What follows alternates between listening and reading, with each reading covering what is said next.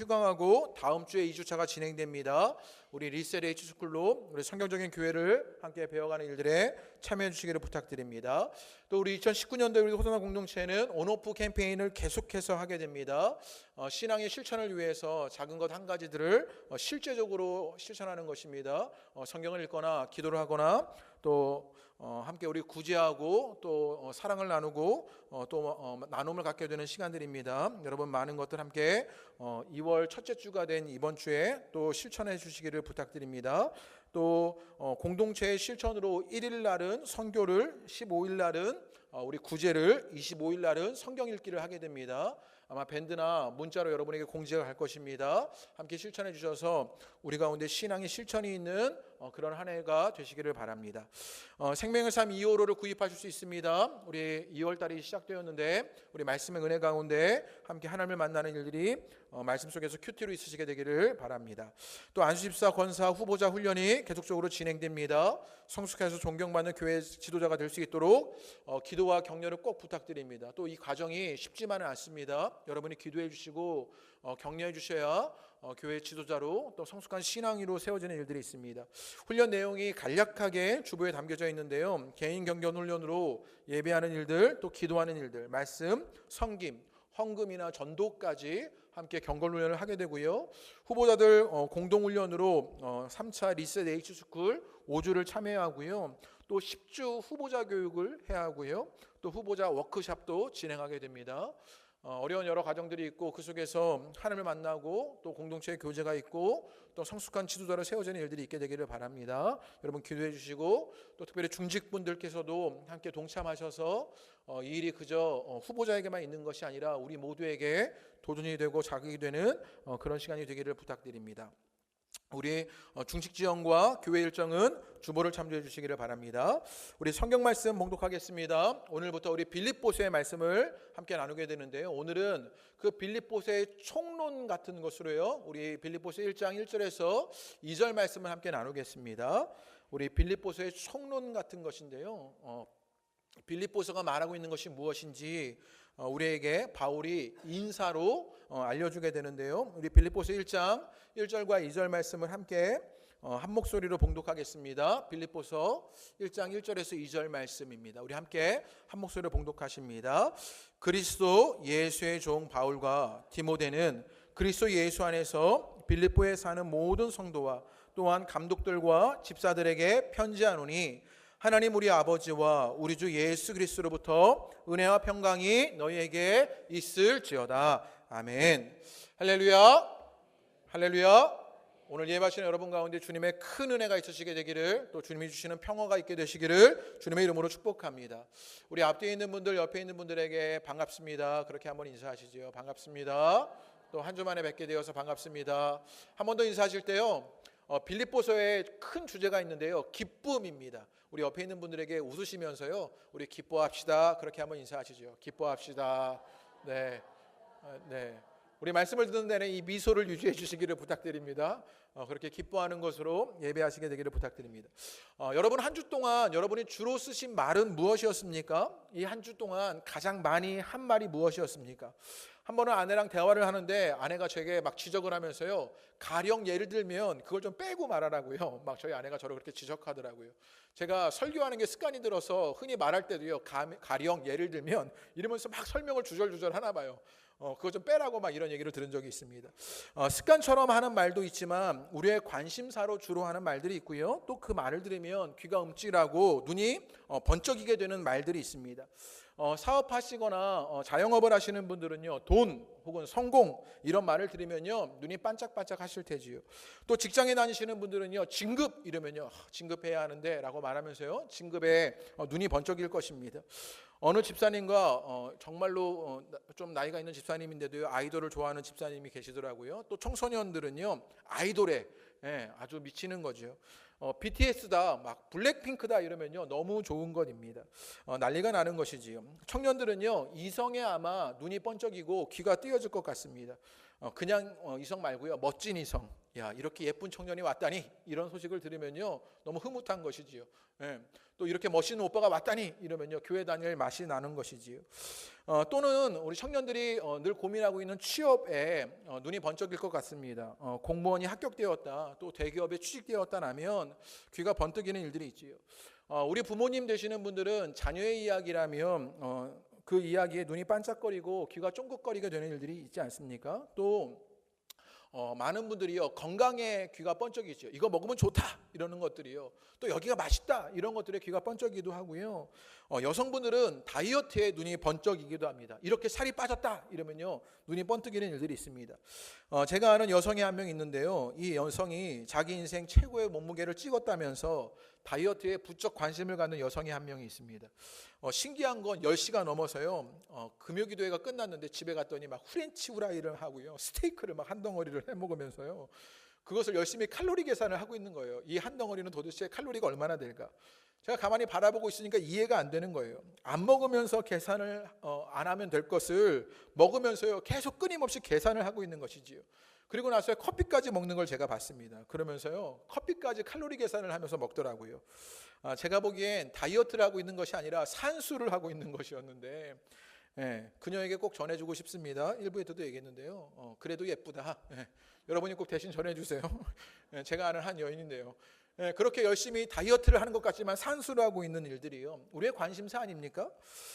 우리가 관심을 가지고 상대하고 있는 그것이 우리의 말에 있는 것을 보게 됩니다. 그것을 확인하기 좋은 것이 하나가 생각났는데요, 우리가 한 주 동안 살면서 우리가 열심히 검색하는 것이 무엇이냐, 이걸 보면 우리의 관심이나 우리가 상대하는 것, 우리가 말하는 것이 무엇일까를 알 수 있을 것 같은 거예요. 제가 이번 한 주 동안 무엇을 많이 검색했나 보니까 두 가지가 있었는데, 하나는요 빌립보서였습니다. 이번 주부터 빌립보서 설교하기에 자료를 막 모으고 열심히 읽을 거리들을 찾냐고요, 빌립보서를 열심히 검색했고요. 다른 하나는 애플 펜슬이었습니다. 쇼핑할 때 열심히 검색하잖아요. 제가 아이패드를 하나 샀는데 펜슬이 없었어요. 열심히 막 중고로 하나 구입하려고요, 중고 장터에 매복하여서 열심히 애플 펜슬을 검색했던 일들이요, 제 머릿속에 그렇게 빌립보서와 애플 펜슬이 있었던 것을 보게 되는 것이요. 우리의 말에 있는 것은요 내가 지금 관심을 가지고 있는 것이고 내가 상대하려는 것입니다. 지난 한 주간 가장 관심을 가지고 상대한 것, 말한 것이 무엇이었습니까? 여러분의 검색어는 무엇이었습니까? 내가 주로 말하는 것, 내가 관심을 가지고 상대하는 그것이요 그 세계를 살게 합니다. 제가 빌립보서를 열심히 검색하고 빌립보서를 보니 빌립보서를 살게 되는 일이 있고요, 제가 아이패드를 열심히 검색하고요 애플 펜슬을 검색하니 아이패드의 세계를 누리게 되는 것이지요. 그럼 오늘 말씀에서 바울이 빌립보 교회에 편지하면서 바울의 말과 바울의 관심, 바울이 상대하는 것이 무엇인지를 봐야 하는데, 그리고 그것으로 말미암아 바울이 어떤 세계를 살게 되는지를 봐야 합니다.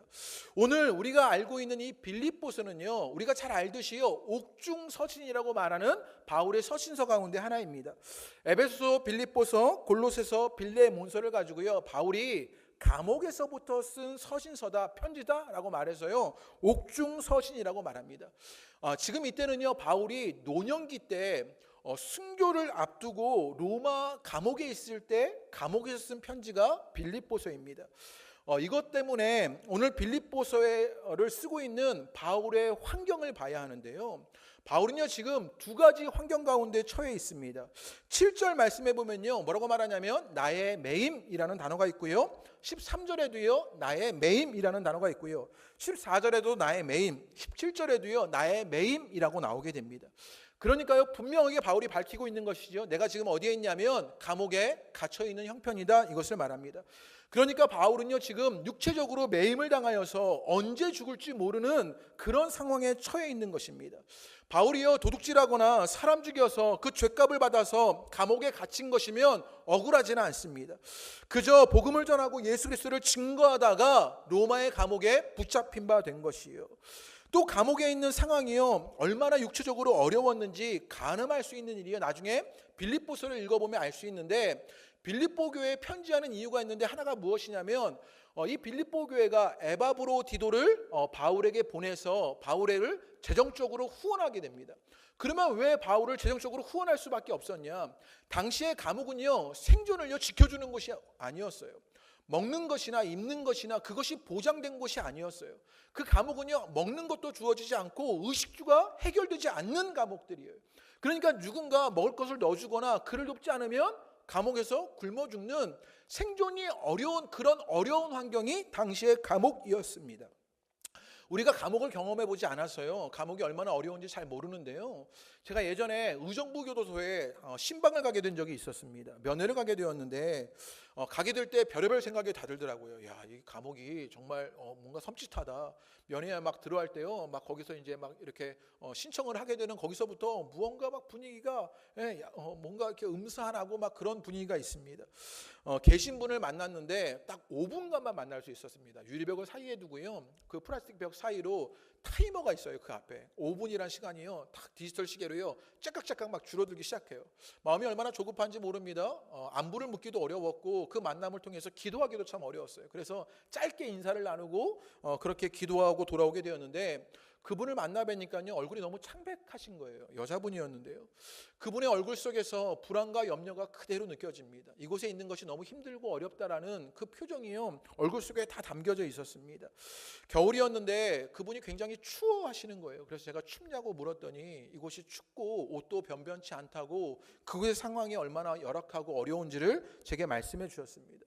간접적으로 경험하는 감옥도요 뭔가 열악하고 음산합니다. 그런데 오늘날의 감옥이 아니라 2000년 전에 바울이 처해진 환경 속의 감옥은요 정말 처참한 곳이었습니다. 그곳에서 육체적 한계를 느끼며 어려움을 당하는 것이 바울이 감옥에서 느끼는 것이지요. 게다가 우리가 너무나 잘 알듯이요, 고린도후서에 나와 있는데 바울은요 육체의 가시, 지병이 있었습니다. 기도해도 낫지 않는 병이 있어서 바울은요 아주 쇠약한 상태였어요. 그런 쇠약한 상태로 감옥에 있는 것이요 바울에게 정말 큰 어려움이었고 힘겨움이었던 것을 보게 됩니다. 그런데 바울이 감옥에 있을 때 이런 육체적 한계뿐만 아니라 또 다른 어려움도 있었는데요, 정신적이거나 영적인 어려움이 있었던 것입니다. 바울이 또 다른 어려움에 처해진 환경은 무엇이냐? 바울을 오해하고 대적하는 사람들과 직면하게 된 것입니다. 빌립보서에는 나오지 않지만 다른 서신서를 보면요, 바울이 늘 인사할 때, 자기를 소개할 때 뭐라고 소개하냐느냐, 우리 갈라디아서 1장 1절과 에베소 1장 1절의 말씀을 제가 한번 읽어드리지요. 한번 보십시오. 바울이 자신을 뭐라고 소개하느냐. 우리 디도서를 나눌 때도요 바울이 이렇게 자신을 소개하는데, 제가 읽어드리지요. 사람들에게서 난 것도 아니요, 사람들로 말미암은 것도 아니요, 오직 예수 그리스도와 그를 죽은 자 가운데서 살리신 하나님 아버지로 말미암아 사도된 바울은, 이렇게 얘기해요. 또 에베소 1장 1절입니다. 제가 빨리 읽어드리지요. 하나님의 뜻으로 말미암아 그리스도 예수의 사도된 바울은 에베소에 있는 성도들과, 에베소에 편지를 보낼 때도 마찬가지고요, 갈라디아에 편지를 보낼 때도 마찬가지고요, 바울이 자신을 이야기할 때 꼭 뭐라고 말하냐면요, 내가 사도다, 이렇게 얘기해요. 그럼 바울이요 편지를 쓸 때마다 사도라고 이렇게 강조하는 이유가 무엇이겠습니까? 이게 좀 어색하지 않아요? 내가 사도되었는데 나 사도된 바울은, 이렇게 말하면서 늘 편지를 쓰는 것이에요. 바울이요 사도라고 그렇게 강조할 수밖에 없었던 이유가 있었는데, 그것이 무엇이냐면요, 당시의 교회들이요 바울의 사도됨을 인정하지 않았기 때문입니다. 교회 안에 있었던 많은 유대인들이요 바울을 사도로 인정하지 않아요. 그래서 바울의 사도됨을 부정하고 바울을 인정하지 않습니다. 바울을 인정하지도 않고 대적하고 그의 사역을 시기하고 바울의 신앙을 멸시합니다. 그래서 바울에게는 늘 뭐가 있었냐면 대적자들이 많아요.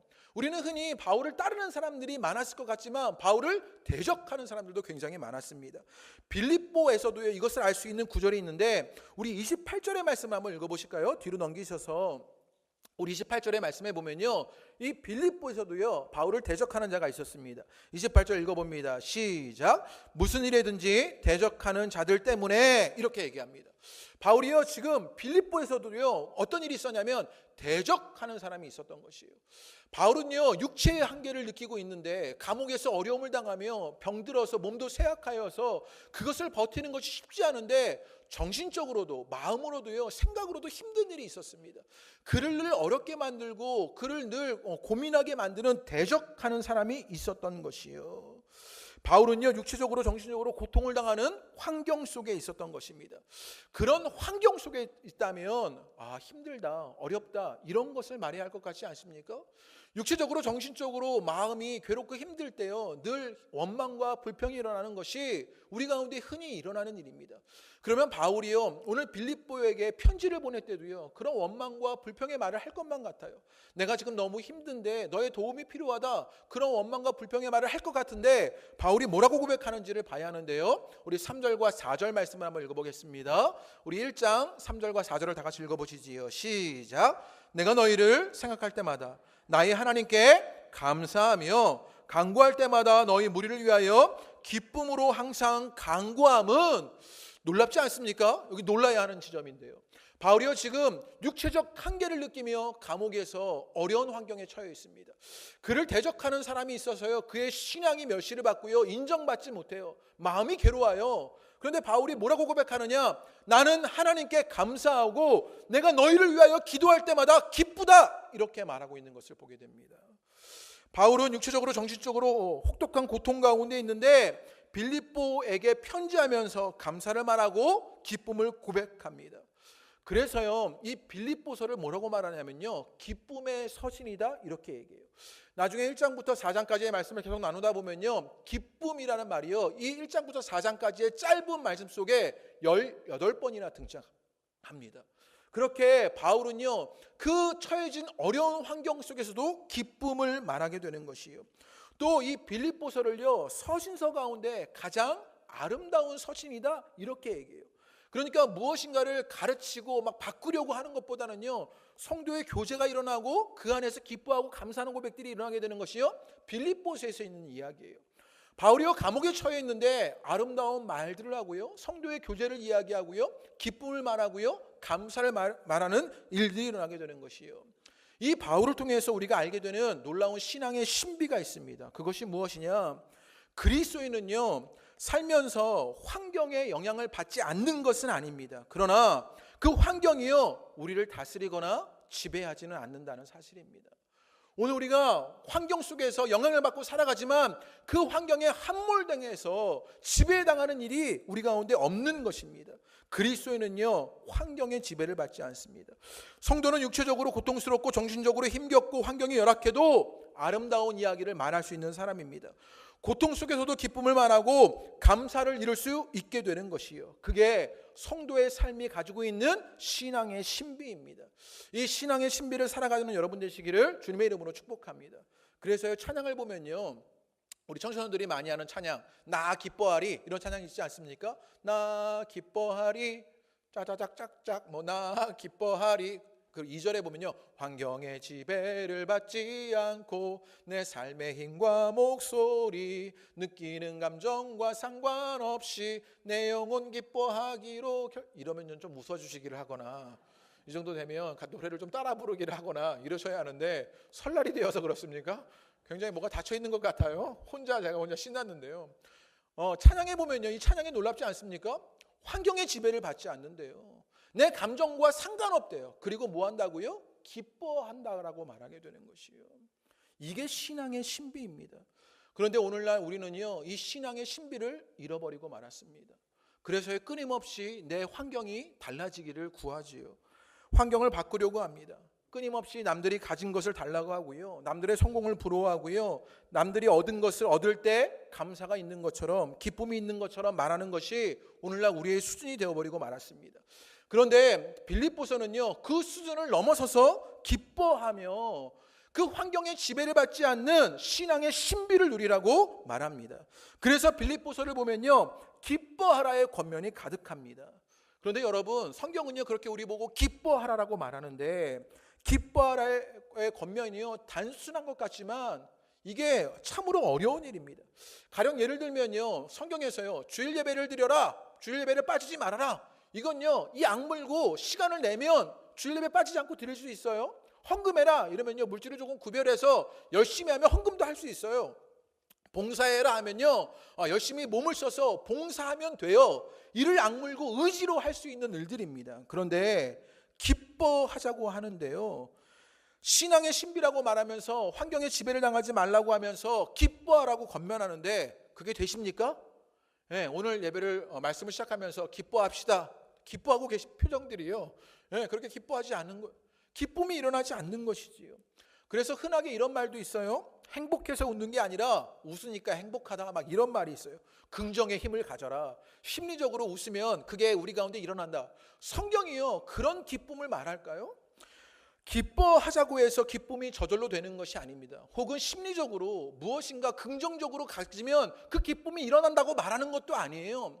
오늘 성경이 말하는 기쁨의 배경을 알아야 합니다. 바울은요, 이 신앙의 신비로 감사와 기쁨을 말하면서 내가 누구를 상대하고 있는지, 그 바울에게 있는 관심과 말이 어디에 있는지를 알려줍니다. 그것이 기쁨의 배경이 되었던 것이지요. 그것이 1절과 2절 말씀이에요. 다 담겨져 있는데 우리 그 눈으로요 1절과 2절 말씀을 다시 한번 읽어볼까요? 그러면 어떻게 바울이 상대하고 있는 것이 무엇인지, 바울의 반복적으로 말하고 있는 것이 무엇인지, 바울의 기쁨이 배경이 되는 그것이 무엇인지 1절과 2절 말씀에 있는데요, 우리 1절과 2절을 그 눈으로 한번 읽어보겠습니다. 시작. 그리스도 예수의 종 바울과 디모데는 그리스도 예수 안에서 빌립보에 사는 모든 성도와 또한 감독들과 집사들에게 편지하노니 하나님 우리 아버지와 주 예수 그리스도로부터 은혜와 평강이 너희에게 있을지어다. 찾으셨어요? 예, 찾으셨죠? 예. 지금 바울이요 반복적으로 말하는 게 있지 않습니까? 그가 무엇을 상대하는지, 무엇에 관심을 갖고 있는지 이 1절과 2절 속에 다 담겨져 있습니다.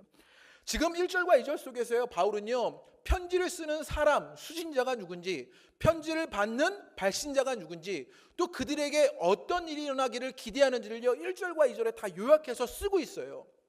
발신자는 누굽니까? 예수의 종 바울입니다. 편지를 받는 수신자는 누굽니까? 그리스도 안에서 빌립보를 사는 성도입니다. 그리고 그들에게 무엇이 일어나게 되기를 원합니까? 그리스도로부터 은혜와 평강이 있게 되기를 원합니다. 바울이 상대하는 것, 말하는 것, 관심을 갖고 있는 것, 그 기쁨의 배경이 무엇인지를 보게 되는데요, 그것을 하나로 묶어냅니다. 발신자나 수신자나 말하려고 하는 것을 하나로 묶어내는데 뭐라고 말하냐면 예수의 라고 말해요, 예수 안에서 라고 말해요, 또 예수로부터 라고 말해요. 지금 바울이 기쁨이 되는 배경, 바울에게 관심이 있는 것, 바울이 상대하려고 하는 것, 그것은 무엇이었냐? 예수의, 예수 안에 예수로부터 있는 그 주님으로부터 일어난 일이었던 것을 보게 되는 것이에요. 바울이 이렇게 고백할 수 있는 이유가 무엇이냐를 알려면 바울의 개인의 삶과 또 이 빌립보에 있었던 어떤 에피소드를 조금 알아야 합니다. 신약에서요 예수님의 이야기를 이해하려면요 복음서를 알아야 하고, 또 그 뒤에는요 많은 서신서들이 있잖아요. 뭐 디도서라든지 우리가 뭐 골로, 에베소서, 갈라디아서 뭐 이런 서신서를 이해하려면요 어디를 알아야 할까요? 갑자기 질문이 갑자기 돼가지고 놀라셨는데, 어디를 알아야 하냐면요 사도행전을 알면 됩니다. 사도행전의 1차, 2차, 3차 바울의 전도 여행을 통해서 또 로마로 압송되는 그 과정을 통해서요 교회들이 세워지는 일들을 보게 되면 지금 어떤 배경이 있는지를 다 알게 되는데, 오늘 이 빌립보의 배경이 되는 이야기가 사도행전에 담겨지게 되는데요, 그래서 사도행전의 바울의 개인사와 그리고 빌립보의 배경 에피소드를 알아야 하는데요, 사도행전에 바울이 어디에 처음 등장하냐면요 사도행전 7장에 스데반이 돌에 맞아 죽을 때 처음으로 등장합니다. 스데반이 돌에 맞아 죽을 때 그 가운데 누가 있었냐? 사울, 바울이 있었습니다. 바울은요 그때 박해자로 예수 그리스도를 믿는 사람들을 핍박하는, 그 돌을 던지는 한 사람 가운데, 스데반을 죽이는 그 한 사람 가운데 바울이 있었던 것을 보게 됩니다. 우리 사도행전 7장 58절의 말씀 한번 읽어보겠습니다. 다 같이 읽어보시지요. 시작. 성 밖으로 내치고 돌로 칠세 증인들이 옷을 벗어 사울이라는 청년의 발 앞에 두니라. 우리가 잘 알듯이요 사울은요 유대식 이름이에요. 그러니까 히브리의 말로, 지금으로 말하면 이스라엘 말로 사울이라는 이름이고요, 바울은 헬라어로 바울이란 말이에요. 그러니까 그리스 말로 바울이라는 것이에요. 나중에 바울이 바울이라는 이름을 쓰는 것은 복음 증거를 위해서 당시에 흔하게 공통어로 쓰였던 바울이라는 그 헬라식 이름을 쓰게 된 것입니다. 그래서 오늘 사도행전에 보면요 뭐라고요? 사울이 있습니다. 지금 스데반이 돌에 맞아 죽었을 때 그 옷을 벗기는데 사울의 발 앞에 두는, 바울이 뭐였어요? 핍박자였습니다. 박해자였던 것을 보게 되는 것이요. 또 8장 사도행전 8장 1절과 3절 말씀을 읽어보면요, 우리 한번 읽어보시지요. 시작. 사울은 그가 죽임당함을 마땅히 여기니라. 지금요 스데반이 죽게 되었는데 이 바울은요 그때 어떻게 생각했냐면 잘 죽었다, 당연하다, 이렇게 생각한 거예요. 정말 악독하지 않습니까? 또 3절을 보면요 어떤 이야기가 있냐면 그 스데반이 죽게 되고 핍박이 있게 되자 초대교회가요 사마리아 땅으로 다 흩어지게 돼요. 그때 바울이 어떤 일을 하게 되냐면 3절입니다. 읽습니다. 시작. 사울이 교회를 잔면할세 각 집에 들어가 남녀를 끌어다가 옥에 넘기니라. 악독하지요. 교회가 막 흩어지게 되었는데요, 뿌리까지 뽑아버리는 거죠. 잔멸시켜버립니다. 그리고 각 집에 들어가요 남녀를 끌어다가 예수 믿는 사람들을요 또 옥에 가두는 일을 하는 것이 바울이었습니다.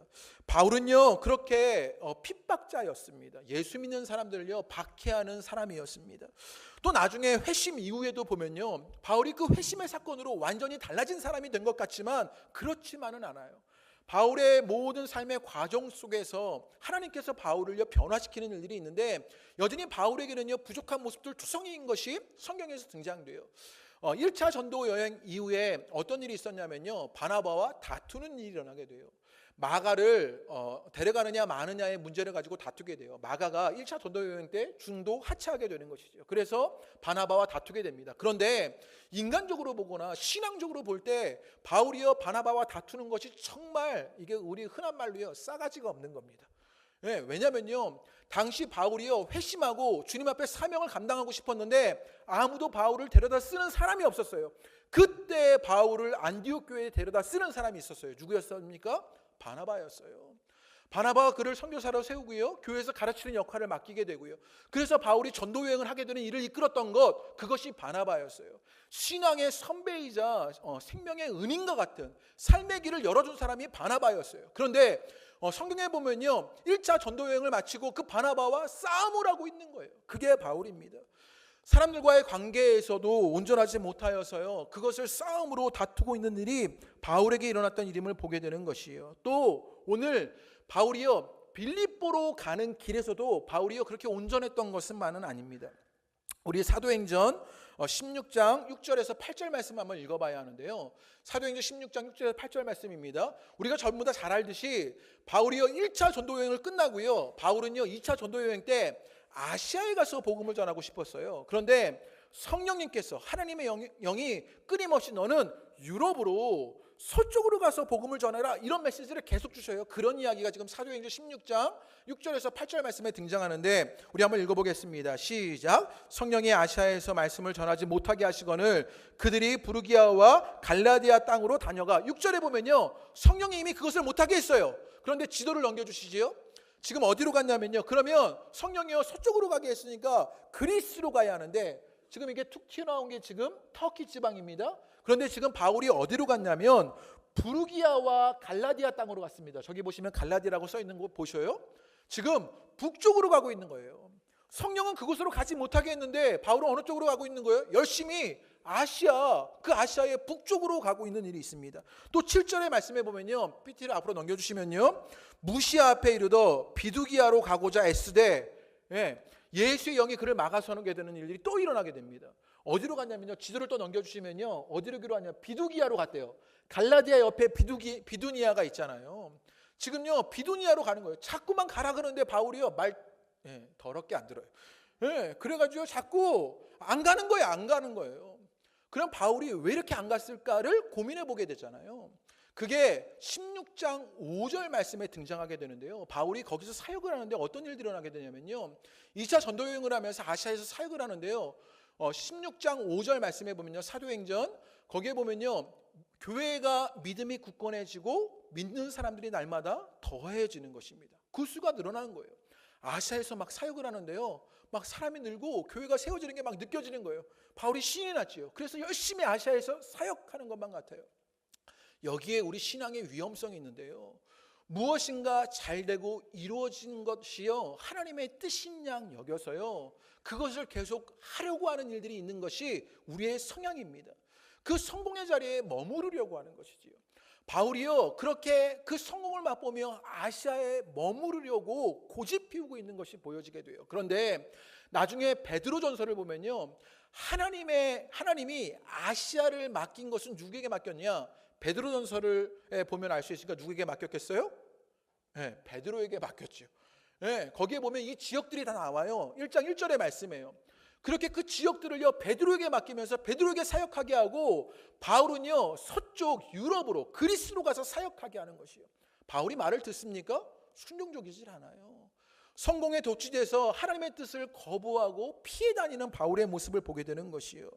바울은요 박해자였습니다. 예수님을 거부하는 핍박자였습니다. 인생의 은인인 또 사역의 선배와 싸우고 갈라서는 사람이었고요. 성령님의 말씀도 듣지 않고 성공에 취해서 반항하는 것이 바울이었습니다. 이게 바울의 모습이요 꼭 우리 같지 않습니까? 빌립보서를 쓸 때는요 바울이 노년의 때이고요, 이 앞에 이야기들은 바울이 젊었을 때, 이제 막 사역을 왕성하게 할 때의 이야기입니다.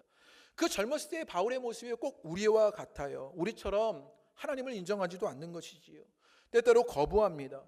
성도들과 싸우고 다투기를 하고요, 하나님 뜻에 순종하지 않고 늘 흔들리고 요동치는 삶을 사는 것, 그것이 우리의 모습과 너무 흡사한 것이요, 지난 얼마간의 우리들의 모습이기도 하고요, 지나왔던 나의 모습인 것을 발견하게 되는 것이요. 그런데 이런 바울을요, 이런 빌립보에서 어떤 일들이 일어나는지를 알아야 합니다. 사도행전에 보면요, 그렇게 예수님을 박해하고 예수 믿는 사람들을 핍박하던 바울이요, 사도행전 9장에 되자 어떤 일이 일어나느냐, 바울이요 다메섹으로 가서 예수 믿는 사람들을요 또 옥에 가두려고 그렇게 찾아가게 됩니다. 얼마나 열심히 있어요, 핍박하는데요. 그때 누가 나타납니까? 예수님이 바울에게 나타납니다. 바울이요 예수님을 찾아간 것이 아니라 예수님이 바울을 찾아가 주십니다. 그리고 그를 만나시고 그를 돌이키십니다. 그를 회심시키시고 그에게 사명을 맡기시는 것을 보게 됩니다. 그는 핍박자였는데, 그는요 박해하는 사람이었는데, 거부하고 거절하고 반항하는 자였는데요, 바울이 찾아간 것이 아니라 누가 찾아가셨어요? 하나님이 찾아가 주신 일들을 보게 되는 것이에요. 또 바울이 아시아로 가려고 했을 때 성령에 이끌림 바 되어서 성령의 환상으로 말미암아 빌립보로 가게 돼요. 그래서 마게도냐로 가게 되고, 그 첫 성이 어디였냐? 빌립보였습니다. 이 지도에 보면요, 저 위에 빌립보, 감사합니다. 저기가 마게도냐의 빌립보라는 곳이에요. 빌립보 첫 성의 빌립보에 가게 돼요. 빌립보에 도착하게 되니 회당이 없어요. 회당이 없었다는 얘기는 무슨 말이냐면, 바울이요 이전에 전도 여행을 할 때는요 회당에서 복음을 전했습니다. 말씀을 가르치고요. 회당은요 어떻게 만들어지는 것이냐, 유대인 남자 10명만 있으면 회당을 세울 수 있어요. 그래서 그곳에서 말씀을 가르치면서 복음을 전했던 것이 바울의 사역이었어요. 그런데 말씀을 따라 빌립보로 갔는데 거기는 회당도 없는 거예요. 무슨 말이냐, 믿는 사람 10명도 없었던 거예요. 그런데 회당이 없으니까 기도처를 찾아다니는데, 그때 강가를 다니다가 기도처에서 누구를 만나느냐, 두아디라 시에서 온 자색 옷감 장수 루디아를 만납니다. 이렇게 길게 설명하는 이유가 있어요. 네, 두아디라에서 온 자색 옷감 장수 루디아를 만나게 돼요.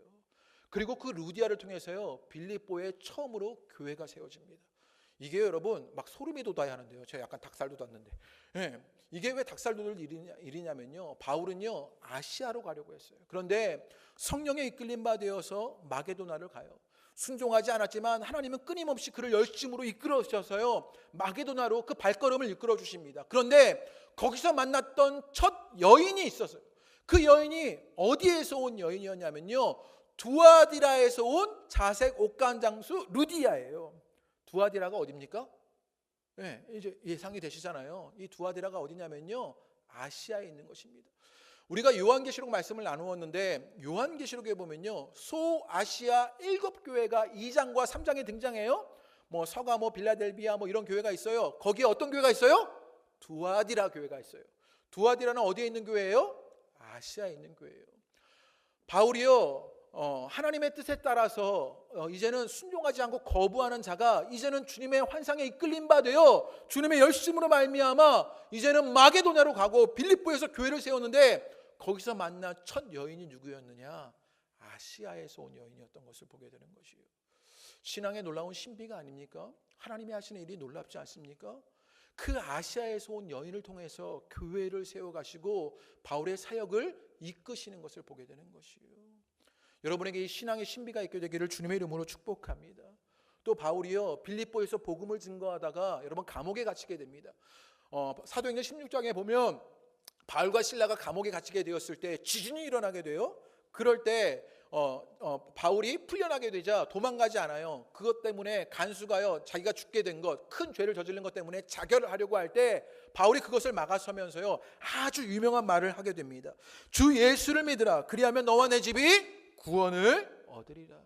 이 놀라운 말을 바울이 하게 돼요. 그리고 그 간수가 예수를 믿게 되죠. 그리고 그 온 집이 세례를 받게 됩니다. 그리고요 바울과 그 일행을 집으로 데리고 와서요 그들을 풍성하게 대접합니다. 그리고요 간수가 고백하는 이야기가 사도행전 16장 34절의 말씀에 등장하는데 우리 다 같이 한번 읽어보겠습니다. 시작. 음식을 차려주고 그와 온 집안이 하나님을 믿음으로 크게 기뻐하니라. 놀랍지 않습니까? 지금요 감옥에 갇히는 일이 있었습니다. 그런데 하나님의 역사는 놀라워요. 그 감옥에 갇히는 것으로 말미암아 지진이 일어나게 되고요. 그 지진이 그 어려움에서 풀려나게 되는 일들을 하게 되죠. 그런데 그 일로 말미암아 놀라운 구원의 역사가 일어나고 간수와 그 집이 다 세례를 받게 돼요. 그리고 이 간수가 뭐라고 고백하느냐? 온 집안이 하나님을 믿음으로 크게 기뻐하게 되었다라고 말하게 되는 것이에요. 이게 신앙의 신비가 아닙니까? 기쁨의 배경이 어디에 있는지를 아시겠습니까? 우리가 잘 봐야 하는데요. 빌립보에서 바울이요 감사하고 기뻐하게 됩니다. 빌립보에게 편지를 보면서 감옥에 있지만 육체적 한계를 느끼지만 대적하는 사람들이 있지만 기뻐하게 되는 것입니다. 왜 기뻐할 수 있게 되느냐? 바울은요 예수님을 거부하고 사람들과 싸우고 성공에 취해 순종하지 않았습니다. 그런데 그런 바울을 만지시고 찾아가는 주님이 계시는 것입니다. 그를 이끌어서 빌립보로 이끄시고요. 그리고 그곳에서 그토록 가려고 했던 아시아의 여인을 만나게 되는 것입니다. 감옥에 갇혔지만 그곳에서 놀라운 구원의 간증이 일어나게 되고요. 함께 기뻐할 일들을 맛보게 되는 것이에요. 바울에게는요 이 신앙의 신비가 경험되었던 것입니다. 무엇입니까? 바울이 위대한 것이 아니라 바울을 이끄셨던 하나님이 놀랍고 위대했던 것입니다. 그래서 바울은요 그 주님으로 말미암아 내가 감옥에 처한 환경에 있지만 나를 대적하는 사람이 있지만 우리는 기뻐하고 감사할 수 있다라고 말하게 되는 것이에요. 여러분에게도 이 고백이 있게 되기를 주님의 이름으로 축복합니다. 바울처럼요 우리도 별로지요. 믿음 없습니다. 사람들 속에서도요 그 관계가 별로입니다. 성공을 따라 살면서요 순종하지도 않는 것이 우리들입니다. 그런데 우리에게 찾아오실 주님이 있습니다. 우리를 만지시고 키우시고 고치시는 분이 계시는 것이요.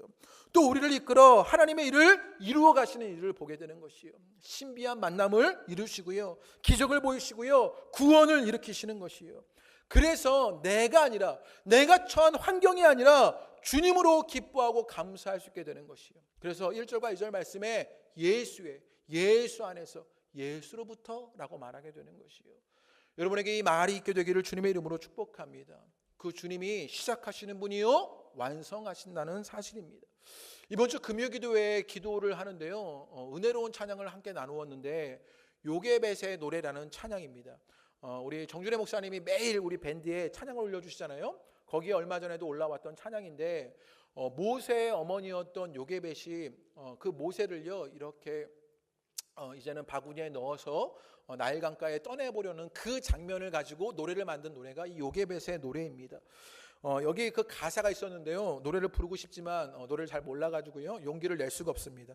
그래서 눈을 감아도 보이는 아이와 눈을 맞추며 주저앉아 눈물을 흘렸겠지. 눈을 감아 안 되겠네요. 네. 도저히 안 되겠습니다. 그러면서 이 가사를 보면요 너의 삶의 참 주인 너의 참 부모이신 하나님 그 손에 너의 삶을 맡긴다. 이런 가사가 있어요. 너의 삶의 참 주인 너의 부모이신 하나님 그 손에 너의 삶을 맡긴다. 모세의 어머니 요게벳이요 막 그런 노래를 부르면서요 모세를 보냈던 거예요.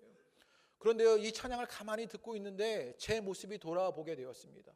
야 나는 어떤 아빠인가? 라고 생각이 들더라고요. 가만히 보니까요 저는 좋은 아빠가 아닌 거예요. 아이들한테요 소리를 얼마나 질렀는지 모릅니다. 얼마 전에도요 아이들이 하는데요 욱 해가지고요 소리를 막 확 질렀더니 차 안에서요 둘이 눈물을 막 뚝뚝뚝 흘리는 그렇게 막 소리를 질렀던 거예요.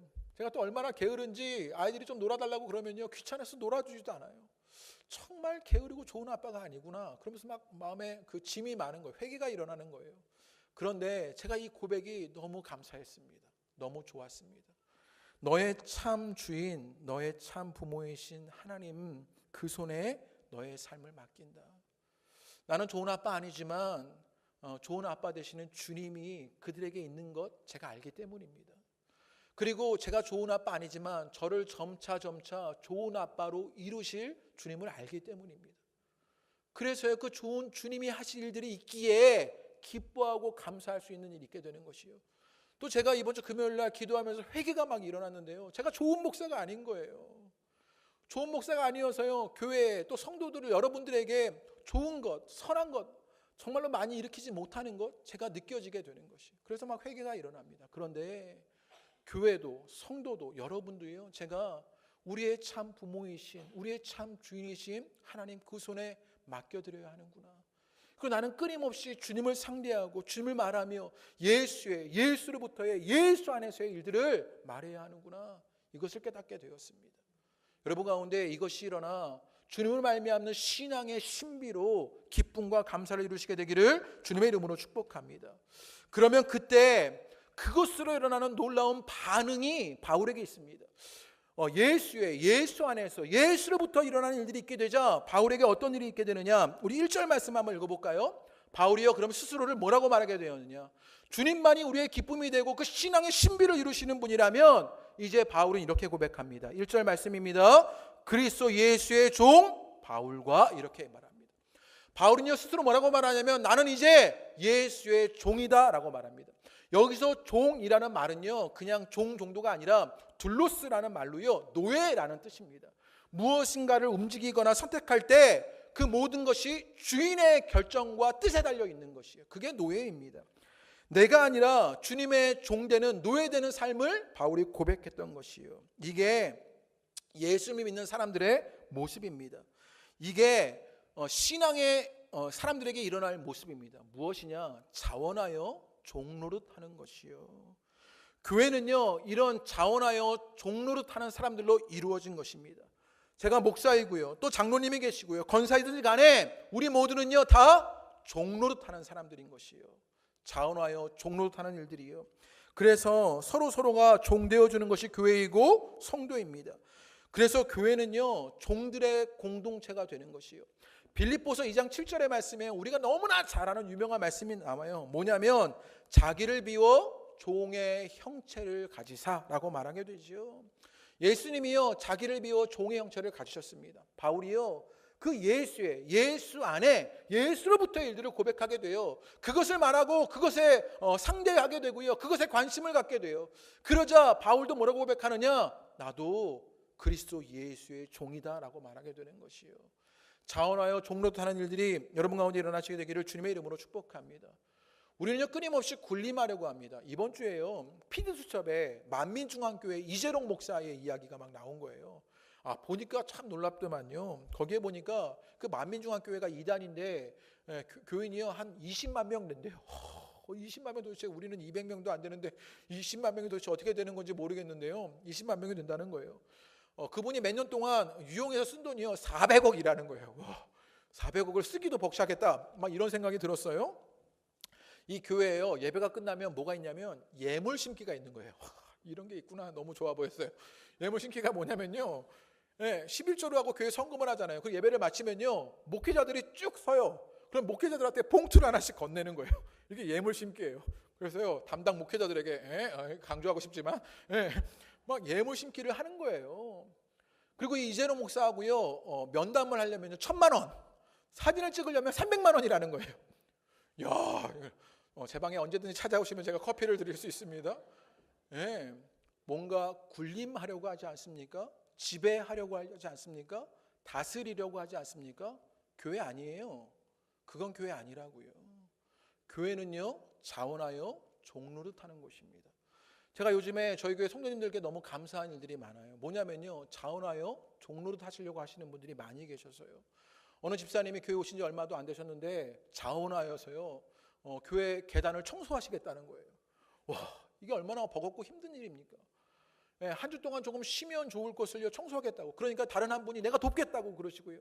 어떤 집사님이 이번 주에 청소 도구를 20만 원어치, 정확하게는 17만 2천 원어치를 사갖고 오셨어요. 그래서요 교회를 반짝반짝 청소하겠다고 그러시는 분들, 자원하여 종로로 타려는 것 아닙니까? 그것으로 말미암아 서로를 부요하게 하고 존귀케 하고요, 그들을 가치 있게 만드는 일, 그것이 교회라고 말하는 것이요.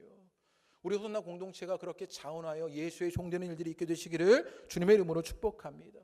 또 바울에게 어떤 고백이 있게 되느냐, 1절 말씀해 보면요, 그리스도 예수 안에서 빌립보에 사는 모든 성도라고 말합니다. 기쁨의 배경이 주님인지를 알게 되었습니다. 그 신앙의 신비를 이루시는 분이 주님인지를 알게 되었어요. 그러자 그리스도 예수 안에서 빌립보에 사는 모든 성도, 이게 별거 아닌 이야기 같지만요, 이게 놀라운 이야기입니다. 왜냐하면 이 빌립보라는 도시에 문제가 있었기 때문이에요. 빌립보에 별명이 있었는데 별명이 무엇이었냐면요, 작은 로마였습니다. 나중에 역사적인 배경을 설명드릴 때가 있을 것 같은데요, 이 빌립보의 별명이 작은 로마. 그러니까요, 로마의 영광이나 로마의 방식을 따라 살면요, 빌립보에서는요 생활에 안정이 됩니다. 번영이 일어나요. 그런데 오늘 1절의 말씀에 뭐라고 얘기하느냐, 예수 안에서 빌립보를 사는 모든 성도, 이렇게 얘기합니다. 그 빌립보의 로마의 방식을 따르지 않고 그리스도의 거룩한 방식을 따라 예수 안에 사는 사람들, 그들이 뭐라고요? 성도라고 이야기하게 되는 것이요. 바울이 지금 이야기를 하면서 수신자에게 뭐라고 당부하느냐, 결심하고 있는 것이냐는 것은요, 그 세상의 방식에 저항하여서 하나님 나라의 방식으로 주님의 뜻으로 살겠다를 다짐하고 있는 것입니다. 그 사람들을요 거룩한 자, 성도라고 말하게 되는 것이요. 여러분에게도 이 일이 있게 되시기를 주님의 이름으로 축복합니다. 설날에요, 우리는 세상의 방식으로 살아가는 자들이 아닙니다. 무엇입니까? 예수의 방식으로, 성경의 방식으로 그 하나님 나라의 영광을 쫓아 살아가는 그 거룩함이 구별된 자임을 보게 되는 것이요. 여러분에게 그 일들이 일어나시게 되기를 주님의 이름으로 축복합니다. 종의 삶을 살고 빌립보를 예수 안에서 거룩함을 지켜가며 사는 자들에게 이제 주어지게 되는 것이 있습니다. 우리 마지막 2절 말씀을 다 같이 읽어보시지요. 2절 읽겠습니다. 시작. 하나님 우리 아버지와 주 예수 그리스도로부터 은혜와 평강이 너희에게 있을지어다. 이제 그 기쁨의 배경이 되시는 예수 그리스도로부터 무엇이 오게 되느냐?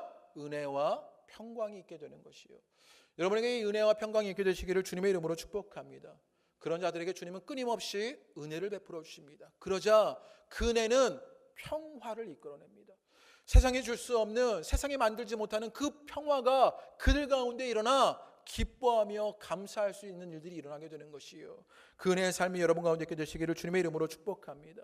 여러분의 말과 관심과 상대하는 것이 예수 안에 예수로부터가 되기를 바랍니다. 그러자 환경의 지배를 받지 않고 기쁨과 감사를 누리게 됩니다.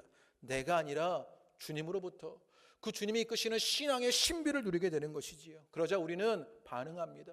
예수님의 종으로 빌립보에 살지만 거룩을 이루고 그 속에서 은혜와 평화를 맛봅니다. 그 은혜의 역사가 오늘 예배하시는 여러분 가운데 있게 되시기를 주님의 이름으로 축복합니다. 우리 함께 찬양하시지요. 우리 거룩하신 하나님 주께 감사드리세. 우리 함께 찬양하시지요. 내가 약하지만 강함을 주시고 가난할 때 우리를 부욕해 하신 주님이 계심으로 우리는 감사할 수 있습니다. 이 고백을 주님 앞에 드립니다. 거룩하신